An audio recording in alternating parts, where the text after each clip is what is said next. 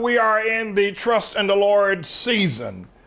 You'll remember I've told you that this is the Trust in the Lord age.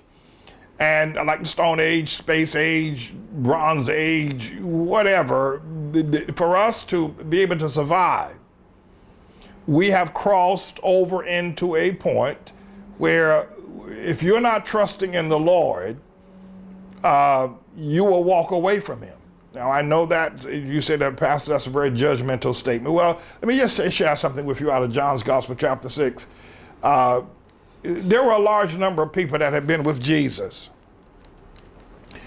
And Jesus had performed a miracle of multiplying the fish and the loaves. And everybody ate the best fish fry you ever want to have. And it's right here in verse chapter 6 John, of the book of Gospel of John. And what I'm saying to you, if you're not trusting God, you're going to walk away from Jesus. If you're not trusting in the Lord, you're going to walk away from Jesus. But I got some questions I want to ask you, but let me just get these verses established here today.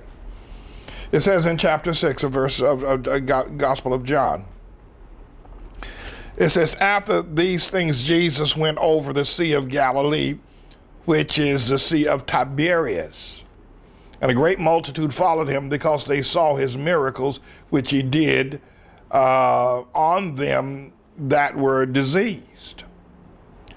And by the way, I was at Tiberias. I was at the Sea of Galilee. It's the same thing. We were in Tiberias, where God spoke to me going back in May of this year, but I'll get to that at another time. Verse 3 says, and Jesus went up into a mountain, and there he sat with his disciples. And the Passover, a feast of the Jews, was nigh. And when Jesus lifted up his eyes, he saw a great company come unto him, and he said unto Philip, whence shall we buy bread that these may eat? Now, I was right at that same pace. I taught right there the Mount of Beatitudes. Right there, you can overlook the Galilee and see the Sea of Tiberias. I sat there and taught myself. And this he said to prove him, for he himself knew what he was going to do or would do.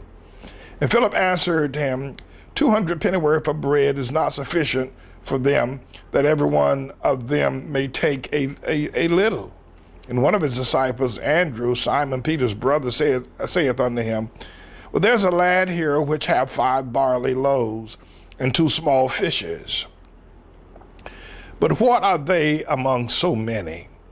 Now, these are the people that are getting ready to experience yet a second miracle. They may not have been healed of diseases while they watch other people being healed of diseases by Jesus. And this is the faith crowd. And they're going to see something really wonderful take place in just a few moments. They witnessed Jesus preach. They've seen people get healed. But here Jesus now inquires about feeding the people. And he tells Peter to feed them. And Jesus said, make the men sit down. Now, there was much grass in the place, so the men sat down in number of about 5,000. That's just the men. The women and children were probably 3 times that much, if not 4 times that much. And Jesus took the loaves, and when he